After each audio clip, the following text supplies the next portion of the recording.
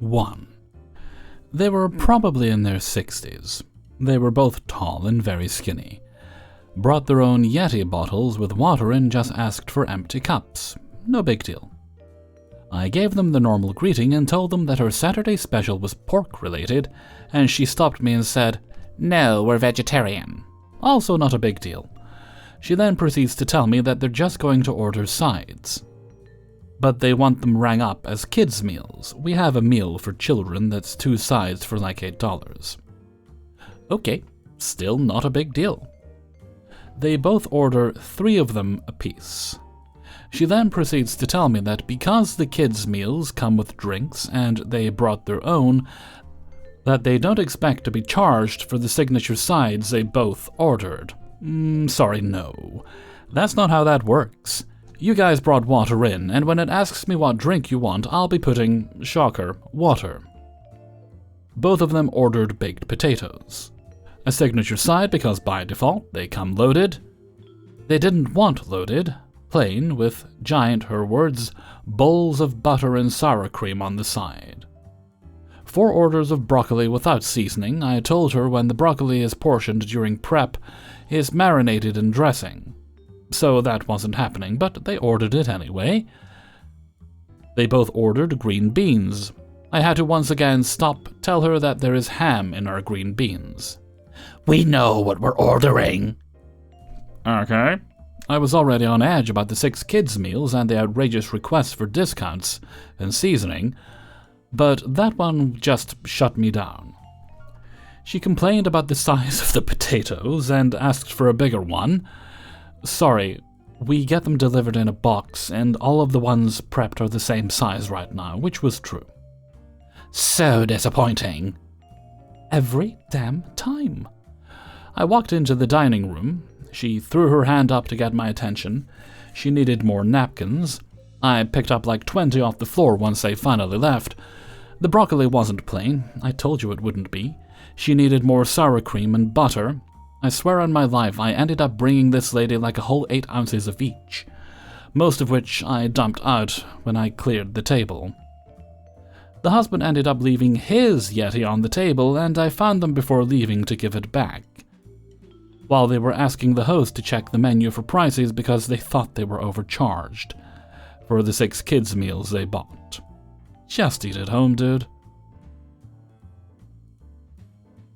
2. I want to tell you guys this story because it still baffles me. At my last serving job, this would have been 2020 or 2021, leaning toward 21 because a lot of COVID regulations were dropped. Anyway, I was serving at a chain restaurant that rhymes with To Be Roo's days. It was an extremely busy Sunday lunch shift.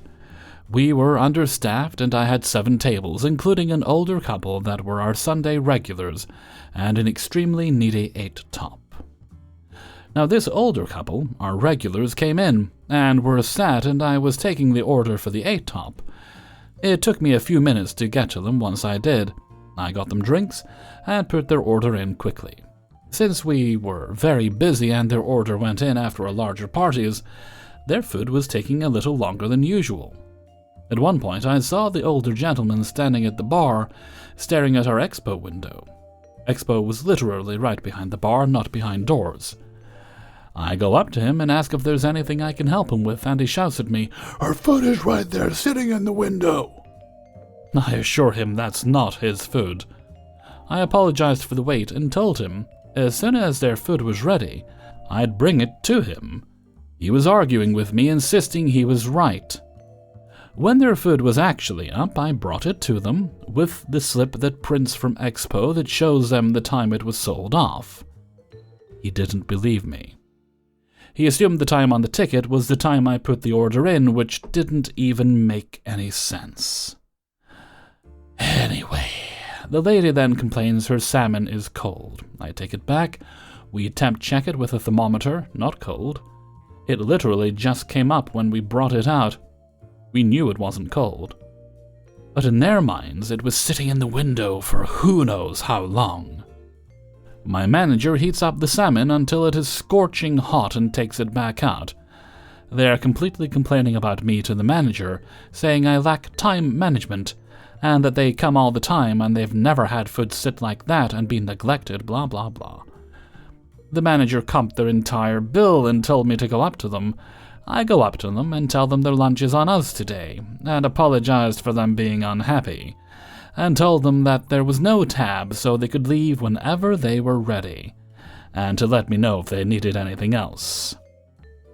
This man started going off on me at the table. He said that I wasn't a good server, that they had had me serve them before and they had the same issues, and that I don't know how to do my job. I started crying at the table in front of him while he kept going off, and he switched up and said, "I didn't mean to upset you. I'm sure you're a fine girl." And I just cut him off and say, "Have a good day," and walked away. My manager saw me crying and went over to them and told them to have a good day and never come back. Never saw them again. It's just crazy to me. Like, yes, I took a few minutes to greet them because I was actively with another table, but they could see me doing that. And then he came up with this delusion that their food was just dying in the window, which never even happened. I was only 20 at the time, and it's just kind of crazy to me. Although, I did still have 4 years of serving experience. I served at a pizza joint from 16 to 18, and Olive Garden from 18 to 19. My serving ability was nothing like he was claiming it was, and I think that's what upset me the most. Like he just flat out made things up. 3. I worked for just under a decade at a sit-down family restaurant that specialized in ice cream, located in a touristy area near a theme park, concert venue, stadium, and convention center. We were one of the closest restaurants to the convention center, so we'd often get slammed if there was an event without a full meal plan. After I became a manager, the convention center changed its policy. They stopped sharing event information with local restaurants. Around the same time, they booked a huge new group, one known for their bell-ringing Santas. One weekend, we had the perfect storm. Ideal weather, a concert weekend at the stadium, and a large, unexpected convention. By Friday afternoon, I was calling all our local sister stores, begging for supplies, from fries to napkins. I even reached out to franchise stores, which we usually avoided because of all the paperwork. By Saturday night, I called in extra staff, opened every table section, and we had an hour-plus wait at the door. A shift supervisor was handling expo, and I was back in the kitchen, my natural habitat. Despite the chaos, things were going okay, and most customers were understanding. But the 86 list was growing, even with all the scrounging. Then the shift supervisor asked me to visit a table. They'd requested the manager in charge. It was a four-top from the convention, all in uniform except for Karen. I'm paraphrasing since this happened nearly 8 years ago.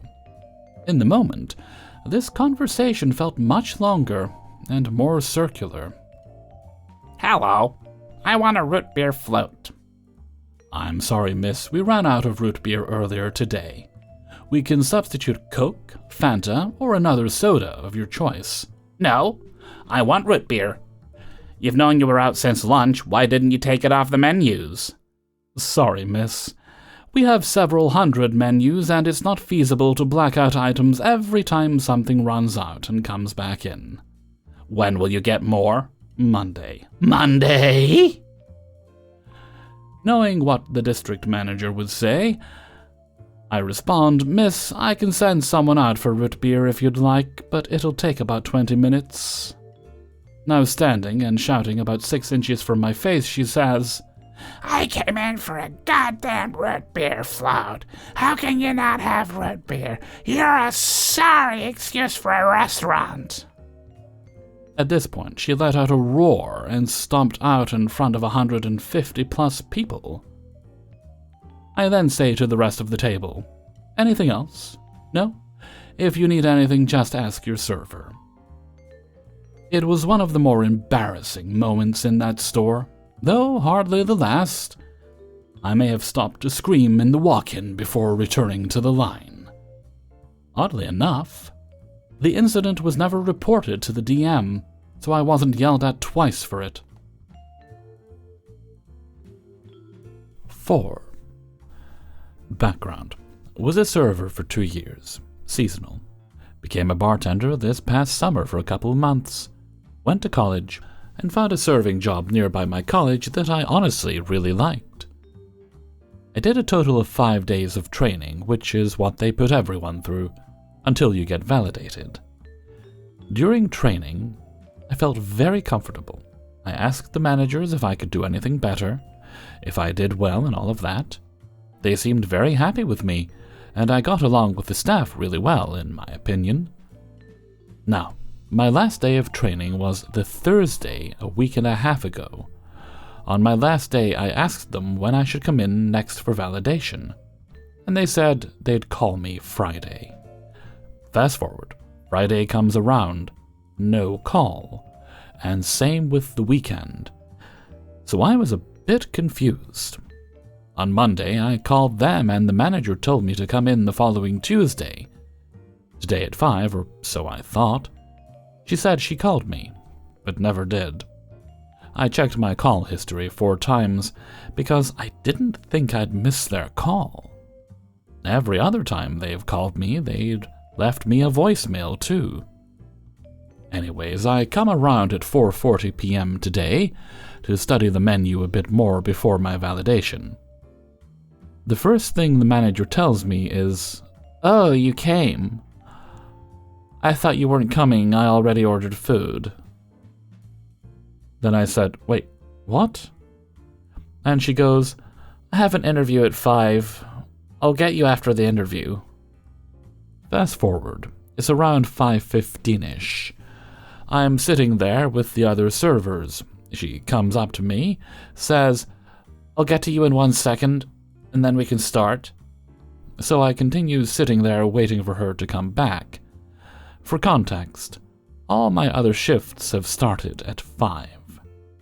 I even had it in my notes to come in at 5 p.m. that day. I noticed she was sitting in a back room, aka an employee-only room, and she was talking to employees. We have never used this area for seating people, nor was it set up at all. Only for team meetings, at least in my 5 days of training. And that's what I was told during training. Around 5:30 comes. The manager comes up to me with a white paper and says, "You failed." And I'm looking at her and said, "What? How?" I genuinely thought she was joking. She goes, "You made me wait 10 minutes." And I was genuinely shocked. I explained how she told me to wait. She then tells me, "I can't validate you. You can either stay for 1 more day of training or never come back here again." I'm not sure what I did wrong. Because of the times I trained there, I really liked it.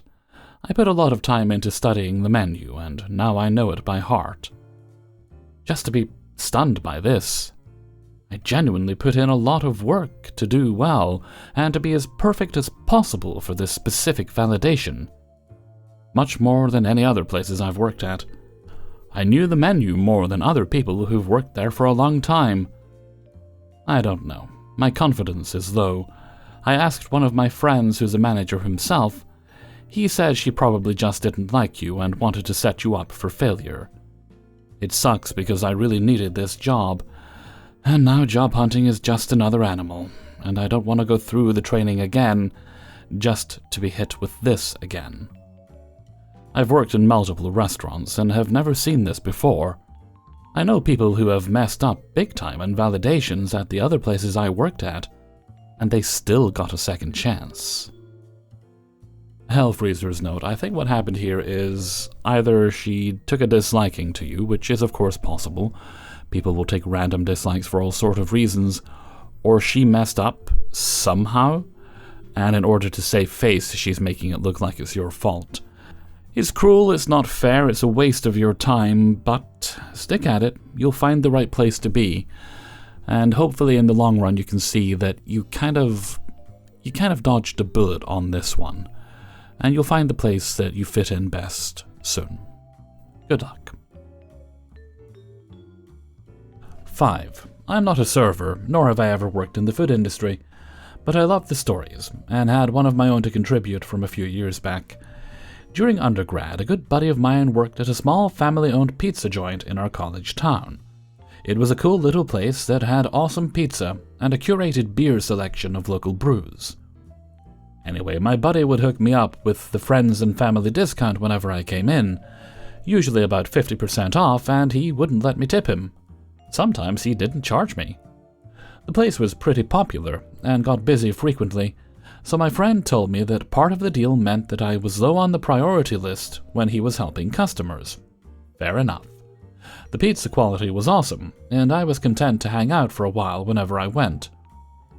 However, there was one particular day frustrated me to no end. It was a weekday around lunchtime when I came into the restaurant. I was the only person there other than my buddy, the only staff member on shift, meaning he was both server and cook at the time. Well, unfortunately for me, a group of about 5 older ladies walked in the door about 2 minutes after I did. Since I hadn't ordered yet, my friend went to greet them and take their drink orders. After 5 minutes of watching him stand next to their table, I thought, wow, taking kind of a long time to get their drink orders. Then 5 minutes turned into 10, 10 turned into 15, 15 turned to 20. At this point, I was debating whether or not to walk over to the table and inform the women that they were not the only patrons in the restaurant, and they were taking up the only server's time.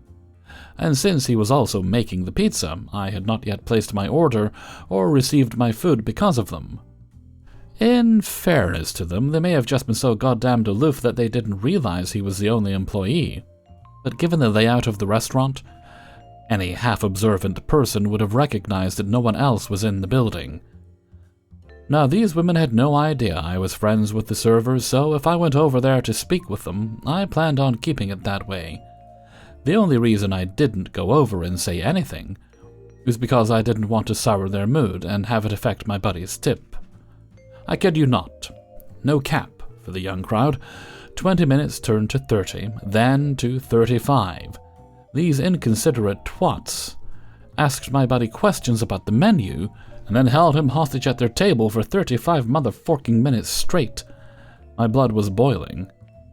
Nonetheless, I didn't want to affect my friend's tip by yelling at these ladies, which I was on the verge of doing, so I said nothing. After what felt like an eternity, he finally got their order, then mine, and began making the food.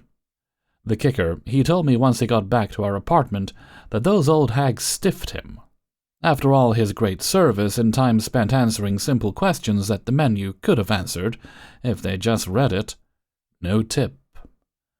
Do you have any stories of tables keeping you for long periods of time with questions or useless conversation? Hey everybody, Hellfreezer here, and thank you very much for listening to Spinning Plates, episode 256. And thank you very much to everybody who allowed me to use their stories in this video. Before you go, please hit the like button, and subscribe if you haven't done so already. If you'd like early access to the videos, you can get that on a Monday by joining me on my Patreon, which is linked in the description. That is a pay-as-you-what-you-feel kind of thing, as little as $1 a month, or more. And then we also have memberships on the channel. One of those tiers also gives you early access to the videos, and the other tiers give you a few bits and bobs like custom emojis and such. Okay, let's move right along to Hellfreezer's question of the day. And today's question is, tagging on to the last story, what's your favorite kind of pizza topping? Mine is a barbecue base with chicken, ham, or bacon, depending on what's available, mushrooms, red onions. And in the crust, which will be stuffed, we'll have hot dogs, and I'll dip those into a garlic dip. It's very decadent, so I wouldn't have it all the time, but it's very, very yummy. Let me know what your favorites are and make me hungry in a comment below. And before we go, let's take a look at the answer of the day from a previous video. And this one comes from Spinning Plates 254, and it was Coke-flavored coffee or coffee-flavored Coke.